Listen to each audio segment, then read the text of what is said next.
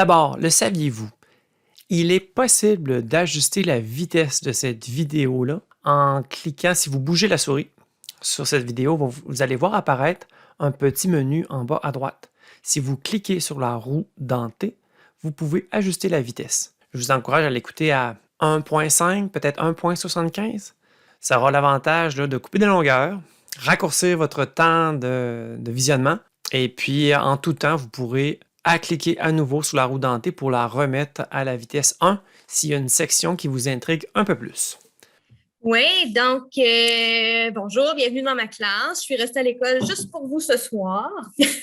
Dans le fond, moi, ça fait 2 années complètes que je travaille avec Pressmat, avec la collection 4e année. Puis, c'est vraiment quelque chose qui est venu me chercher dans mes valeurs d'enseignante et dans ma conception aussi de la didactique des maths. Je suis vraiment tombée en amour avec le matériel, puis c'est pour ça que j'ai décidé de vous en parler aujourd'hui. Puis, dans le fond, moi, je suis au parcours aussi à la maîtrise à l'université et mon travail va porter sur la résolution de problèmes chez des enfants autistes. Donc, c'est certain que ça vient chercher mes intérêts aussi particuliers de vous parler de mathématiques ce soir. Merci beaucoup, Mélissa. Ce que je pensais faire, c'est qu'on va faire une présentation qui va être relativement courte pour laisser de l'espace à ce que Mélissa vous partage un peu comment ça se passe dans sa classe, laisser de l'espace à vous permettre de poser des questions.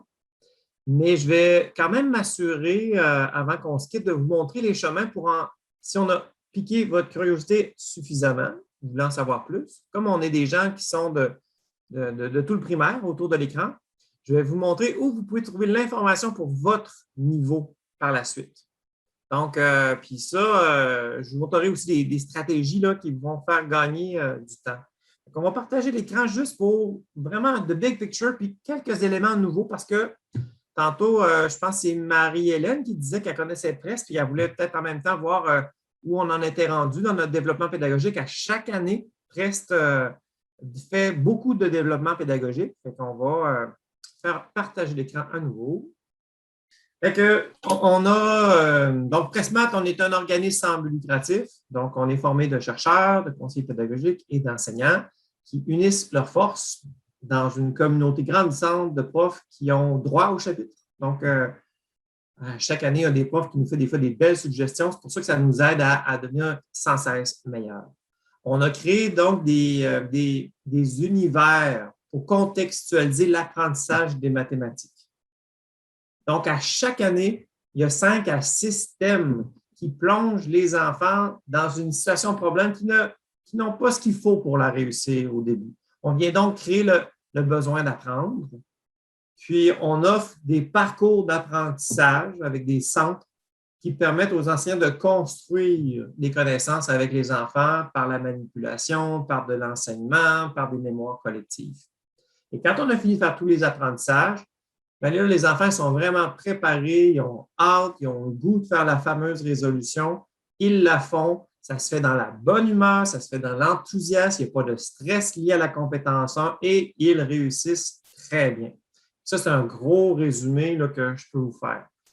Si je vais dans le savant fou, par exemple, qui se trouve être le deuxième thème qu'on vous propose, quand on rentre dans le savant fou, vous voyez les fameux parcours dont je vous parlais. Fait que là, il y a la situation problème, puis après ça, il y a les parcours pour construire les connaissances. Ce qui est intéressant, c'est quand vous rentrez dans les parcours, on a tout adapté en capsule vidéo. Donc, la séance collective, ça se trouve être la leçon d'enseignement. Je vais juste vous en montrer une parce que dans un contexte qu'on vit actuellement, l'enseignement à distance est monnaie courante. Je vais vous montrer des vidéos qui sont très, très appréciées des enseignants qui vont animer à distance ou envoyer aux parents, tout ça. Donc, je vais aller voir, à la demande générale de Mélissa, vous voulez voir des fractions cet après-midi. Donc, on va aller voir des fractions. Dans ce centre, nous développerons ta compréhension des fractions. Pour commencer, je t'encourage à arrêter la vidéo.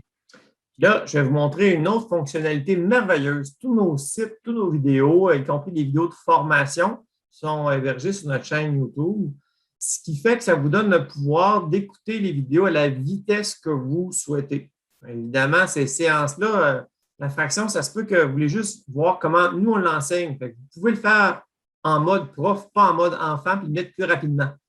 Comment on fait? On appuie sur la petite roue dentée. Ça va me donner une voix un peu bizarre, mais vous allez gagner du temps. On l'essaye. La vidéo et commencer à noter sur une feuille ce que tu te souviens au sujet des fractions. Pour t'aider, je te suggère de choisir une fraction de ton choix et de dessiner au moins 2 différents exemples représentant cette fraction. Tu utiliseras ces 2 exemples pour expliquer le rôle du dénominateur et du numérateur. Si possible, compare tes 2 exemples avec ton coéquipier ou, encore mieux, avec le reste de la classe. Cette part correspondrait à quelle fraction? Puisque nous sommes 8 à se partager la tablette, nous devrons la partager en 8e. Mes amis et moi recevrons donc chacun un 8e de la tablette. Le tout, c'est probablement l'une des meilleures questions à se poser quand on travaille avec des fractions. Identifier mon tout est essentiel pour ensuite le partager en parts égales. Dans cet exemple, notre tout est la tablette de chocolat. Un tout à partager en 8 parts égales. Mais reste à trouver une stratégie pour la séparer en 8 parts égales. Je te propose d'arrêter à nouveau. Je voulais juste vous montrer qu'on a fait des vidéos qui peuvent être facilement animées à distance avec des moments d'arrêt, puis on échange des idées des enfants. Un autre avantage que ça a, c'est que ça diminue l'énergie à s'approprier un matériel. On sait que quand on aborde un nouveau matériel, c'est un autre univers, c'est une autre façon de faire. Donc, c'est une façon très accélérée d'être prêt demain.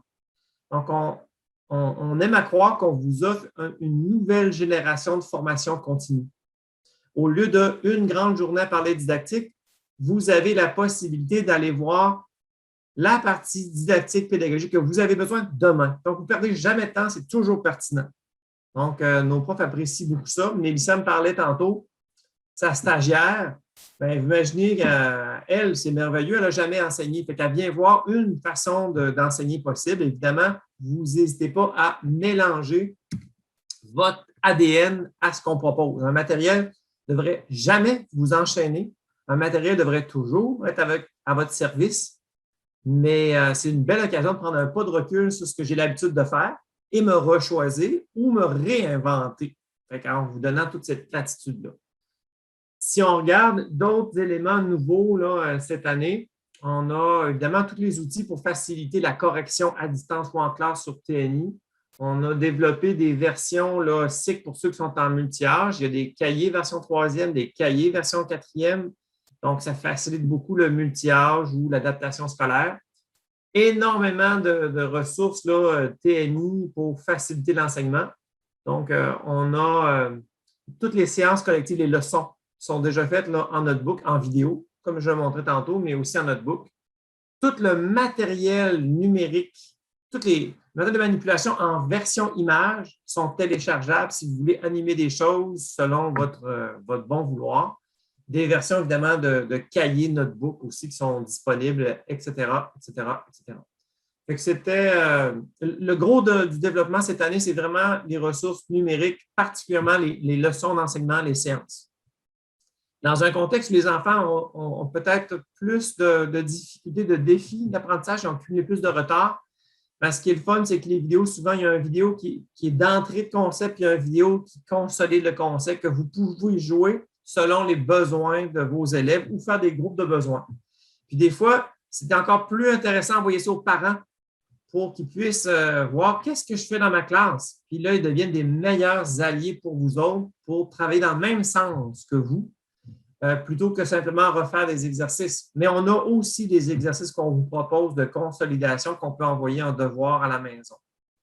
Je pense que c'est surtout c'est le gros du nouveau. Peut-être une dernière chose. Pour chacun des centres, pour ceux qui ne connaissent pas, il y a toujours des mémoires collectives. Donc, quand on finit un centre, c'est capital. Hein? Une fois qu'ils ont manipulé, ils n'ont pas juste joué, il faut qu'ils apprennent. Donc, on vous en donne des exemples. De quoi ça a l'air une classe de 3e, 4e année quand on finit ce centre-là? Qu'est-ce qui devrait être en mesure de vous dire si on a bien compris, si ça a été efficace le centre? Donc, ça vous donne des exemples de fils d'arrivée possibles. Donc, ça aide énormément. Je vais juste scroll downer vite fait là, pour voir si… Les feuilles support, ben, si jamais cette proposition-là vous intéresse, vous pouvez les commander dès maintenant. C'est souvent une contrainte. Là, les gens disent qu'il y a beaucoup de travail pour préparer nos centres parce qu'évidemment, Pressmat, c'est que des centres pendant toute l'année. On vit la construction des connaissances par l'action, par la manipulation. Et que oui, il y a des cartes à jouer, à préparer, mais là, on peut les commander dès maintenant, puis ça nous donne plus de temps pour exploiter autour de nous des personnes vulnérables qui vont faire le travail à notre place. Donc, c'est merveilleux. Vous avez aussi un lexique que vous pouvez télécharger et imprimer qui est phasé avec chacun de nos thèmes. Puis un bonus aussi intéressant. On est en plein avec le référentiel, là, ça ne peut pas être plus avec ça. Un bonus, c'est qu'on vous offre l'évaluation. Si vous en manquez, c'est que vous évaluez trop, le matériel est simple. On vous offre aussi toutes nos SAE de sciences et techno. Ça, c'est un bonus que vous avez on vous propose de le vivre de la même façon que de la manière qu'on vous propose de le vivre avec les mathématiques. Donc, pour chacune des séances à vivre en classe, si vous cliquez sur une de ces cases-là, vous allez avoir un résumé de quel est le défi à faire, quel est le matériel à préparer et des vidéos pour vous aider à vivre le succès dès la première fois. Donc, ça, c'est un gros plus. Puis, il y avait une autre chose. Une chose une autre nouveauté cette année, c'est qu'on a fait des capsules de formation. Donc, on ne peut pas être à côté de chacun des profs. Donc, mettons, pour le savant fou, il y a une petite formation présentation du savant fou. Donc, c'est comme si vous aviez la chance d'avoir un CP qui vient vous expliquer c'est quoi le prochain thème, de quoi on va parler. Encore une fois, vous pouvez l'écouter en mode accéléré, ça va prendre moins de temps. Fait qu'en gros, c'est les nouveaux éléments. Est-ce qu'il y a des questions là-dessus? Sinon, on va aller avec Mélissa qui va nous parler de son pratico-pratique. La chose qui me reste à faire, c'est de m'assurer que vous puissiez avoir accès à plus d'informations sur la collection qui vous intéresse. Fait que je vais terminer mon bout, puis après ça, on va laisser la parole à Mélissa qui va nous parler de toute l'organisation, la préparation, son quotidien, de quoi ça a l'air. Donc, quand vous arrivez sur Pressmat, vous allez sur Présentation web. Donc, quand vous cliquez sur Présentation web, vous voyez toutes les présentations qu'on a faites cette année, qu'on a enregistrées, donc qui contiennent les nouveautés. Puis, on l'a fait pour chacune des collections et classes multi-âge. Si vous cliquez sur l'une d'entre elles, on vous rappelle comment accélérer la vidéo si vous ne l'avez jamais faite pour gagner du temps. Puis, on avait aussi une conseillère pédagogique. J'invite aussi à aller voir la formation qu'on a faite, la présentation qu'on a faite aux directions et conseillers pédagogiques. Puis après ça, si jamais, après avoir tout lu ça, ça vous convainc de vous lancer dans Pressmat, vous avez la section « Commander » où on trouve là, les bons de commande. Puis, pour procéder aux achats, comme Stéphane disait, nous, ça nous aide beaucoup si vous commandez avant le 30 juin. Ça peut être facturé après le 30 juin, mais ça nous aide à faire des demandes d'impression mieux ajustées. On n'a pas encore les reins pour imprimer le double de nos besoins. Fait qu'on vous assure que vous ne manquiez pas de cahier si vous êtes intéressé. Bon, là, je pense que c'est vraiment fini pour moi. Alors, Mélissa, je pars ton PowerPoint. Parfait. Je vais mettre au début de ton PowerPoint. Oui, moi, je t'ai fait ça sec, hein, c'est juste des pages avec des photos. Mais je pense que c'est ça qu'il faut. C'est fonctionnel. Oui. Attends, je veux juste... je cherche mon... Ah oui, ici. Personne n'attend, c'est beau. Partage d'écran. Écran 2. Bingo! OK. Donc, dans le fond, je vous ai pris quelques photos de mon guide pédagogique de à toute vitesse pour vous montrer mon fonctionnement, comment je range mes choses. Donc, à toute vitesse, c'est notre premier thème. Puis, dans ce thème-là, il y a quatre concepts qu'on voit pour résoudre notre problème. Donc, moi, je me suis mis des petits post-it. Puis, à l'intérieur, j'ai inséré des pages protectrices avec mes choses que j'ai découpées pour mes centres, pour mes équipes. Par souci d'espace, c'est beaucoup plus, je trouve ça plus efficace, c'est facile de s'y retrouver.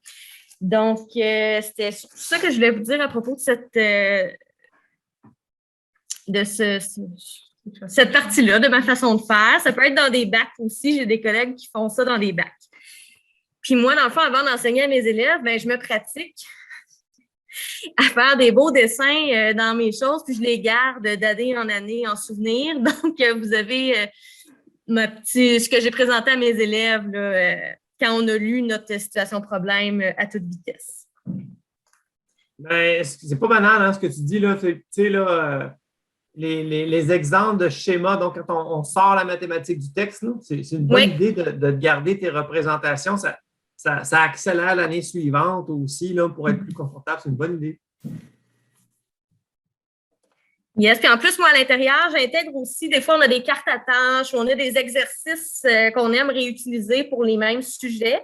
Donc, je les mets aussi là, avec ça dans mes papiers Mika. Ensuite, je vous donne un exemple. J'ai fait l'exercice, là, j'ai lu le centre, je ne me souviens plus lequel. Celui-là, Stéphane, c'est un centre à toute vitesse. J'ai découpé j'ai découpé pour 2 équipes, ça m'a pris 5 minutes. 2 équipes plus lire le centre. Fait que dans une classe au régulier, vous devez avoir peut-être 5 équipes, 6 équipes. Fait qu'on s'entend, ça prend une demi-heure, c'est fait. Là. Élisa, si tu me permets, là, nous autres, en tout cas, ce qu'on n'arrête pas de dire aussi, là, c'est que ce qui est important, là, un prof doit faire un exemple. Oui. Okay? Fait que l'exemple, là, donc, ce serait moins de 5 minutes de faire un exemple. Oh oui, puis après ça, là, il doit trouver des personnes vulnérables à exploiter, que ce soit des enfants, des plus vieux de la classe, des parents bénévoles. Et tout ce que vous pouvez déléguer à quelqu'un d'autre devrait être délégué à quelqu'un d'autre. Okay? Fait que ça, là, il y a sûrement quelqu'un que vous pouvez exploiter autour de vous. C'est bon.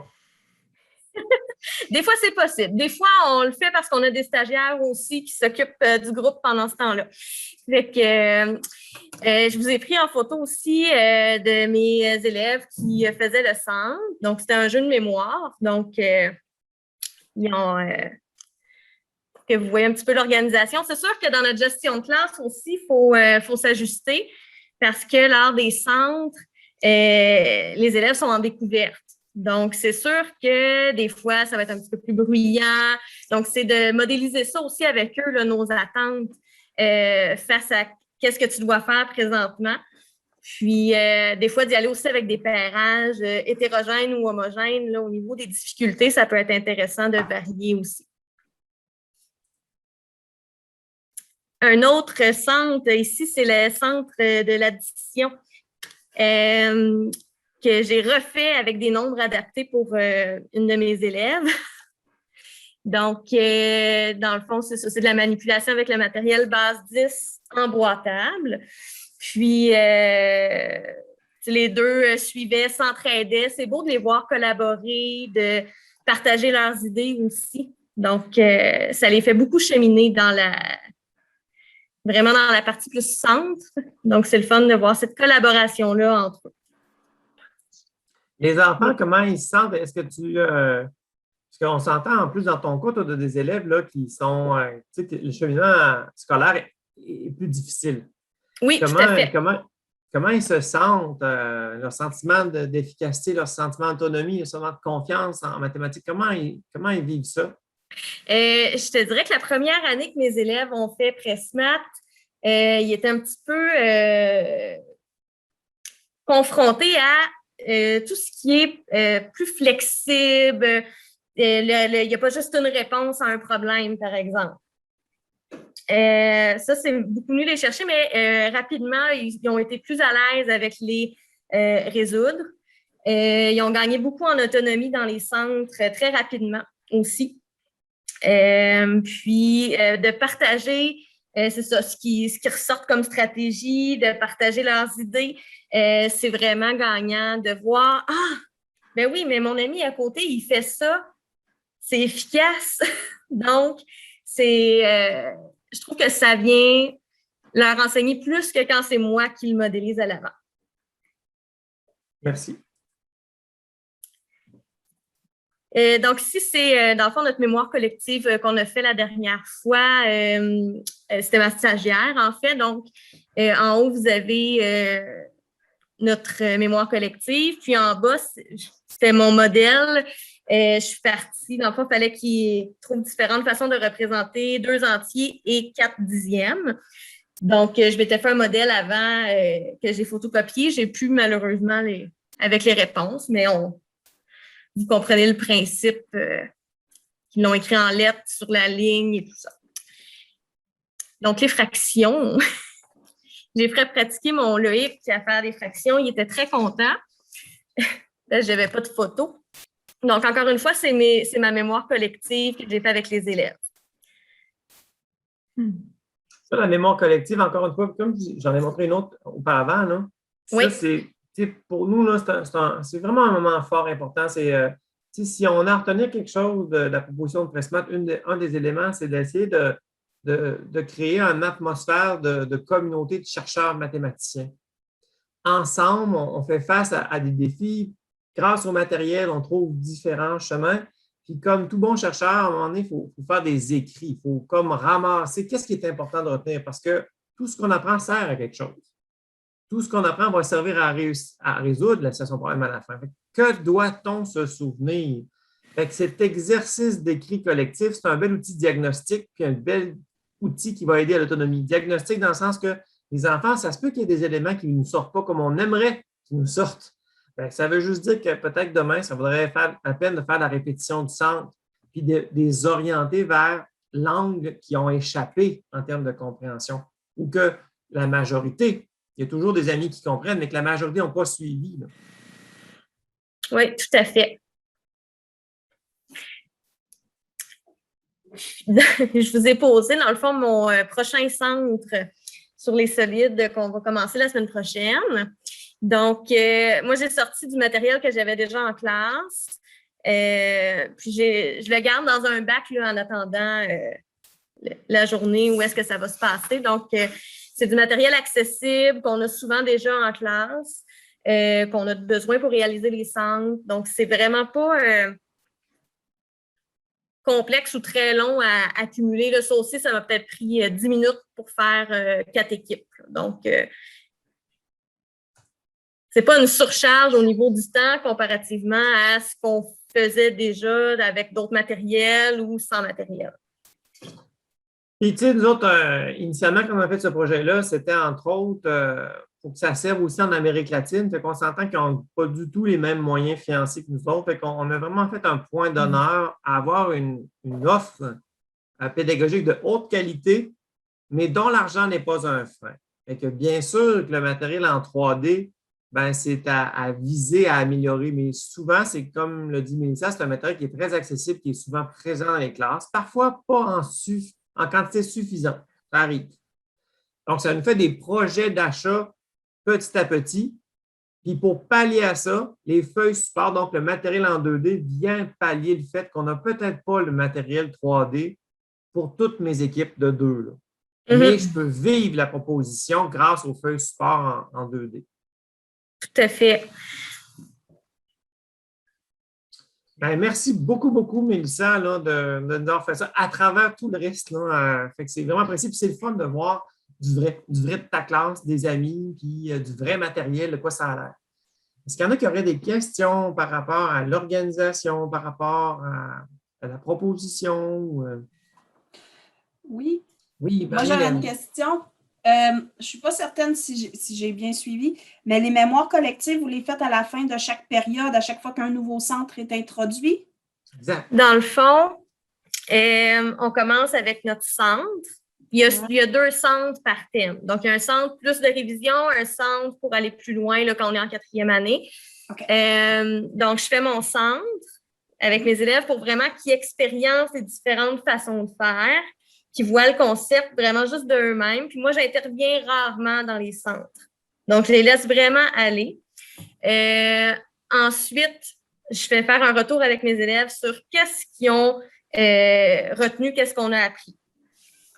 Puis après, je les laisse faire les quelques exercices qu'on a dans le cahier d'exercice. Okay. Donc, c'est sûr que moi, des fois, ça va s'échelonner sur plus de périodes que vous.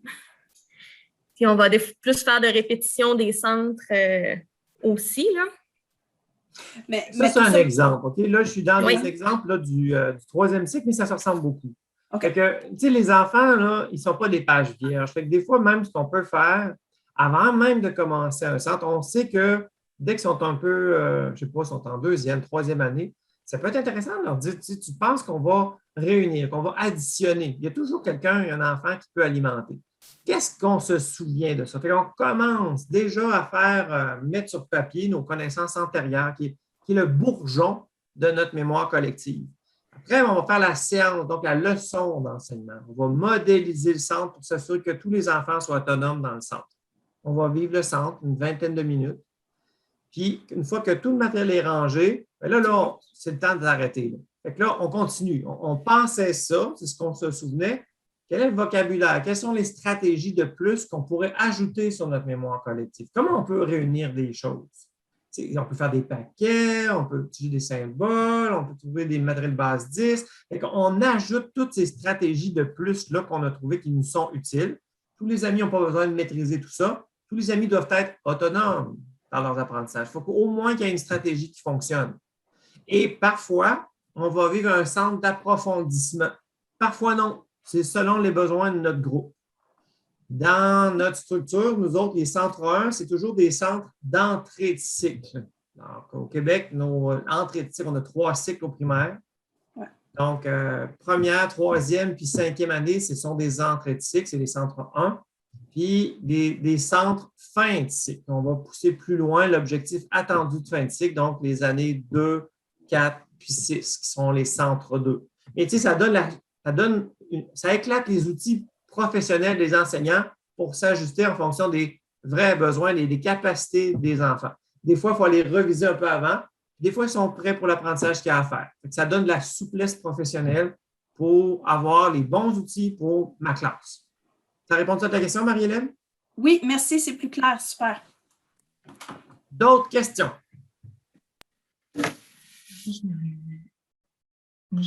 Oui, Laurie en a une ici. Oui. Je sais que Mélissa aurait pu me répondre après, mais peut-être que ça va permettre à tout le monde d'avoir la sûr. réponse. Est-ce que, dans le fond, les élèves font le même centre tous en même temps?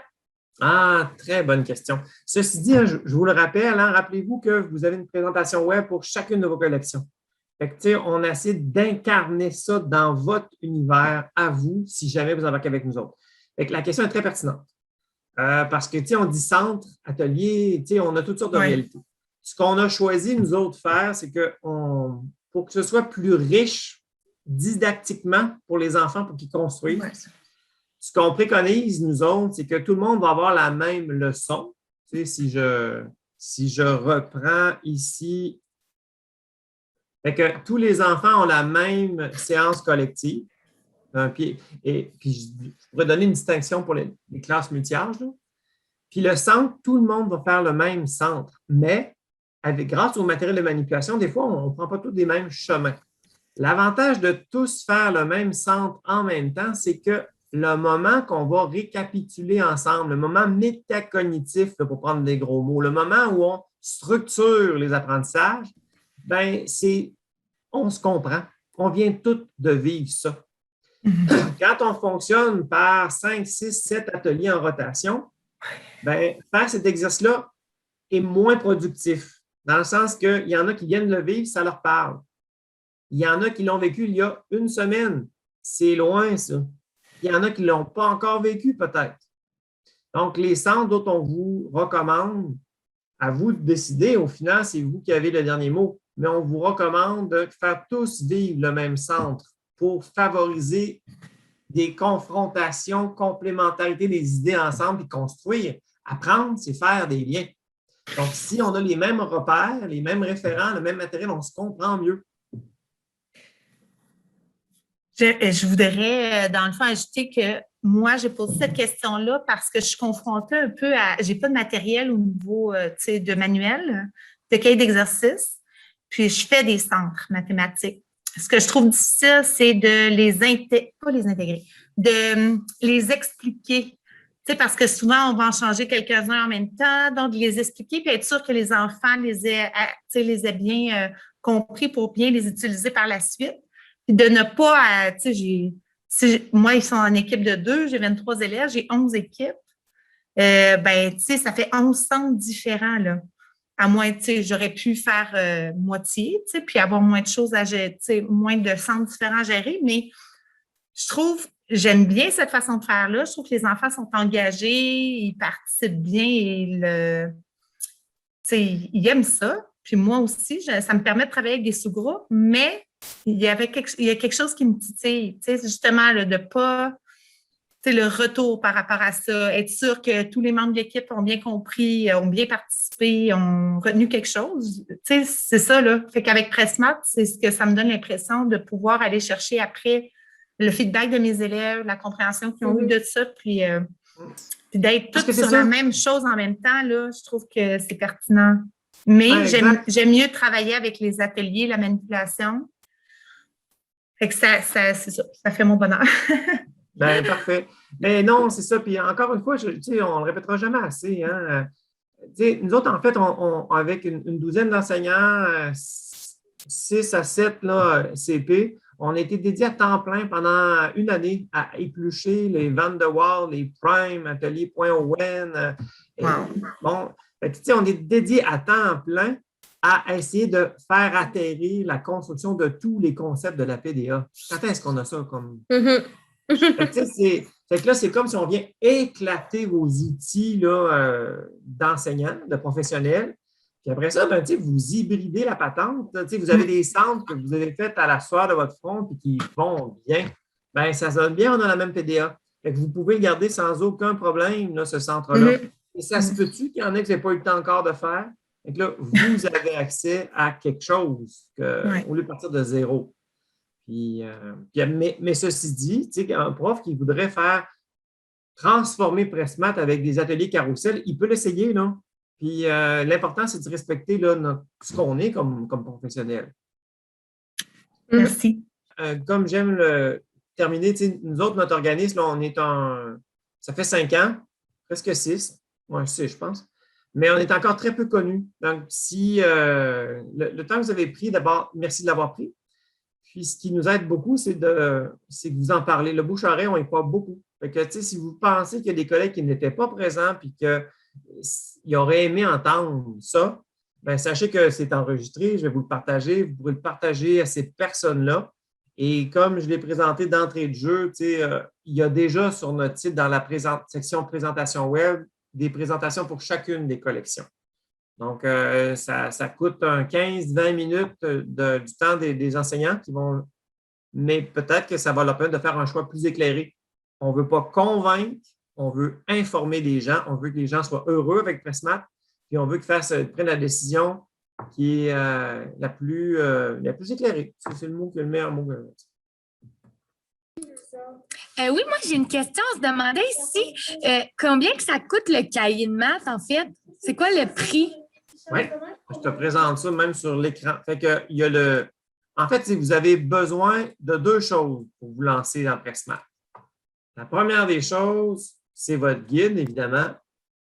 Puis, on encourage à avoir chacun votre guide parce que c'est vraiment un outil, là, ce n'est pas une affaire qui va ramasser la poussière. C'est quelque chose qui va vous aider au quotidien. Donc, le guide pédagogique, c'est 225.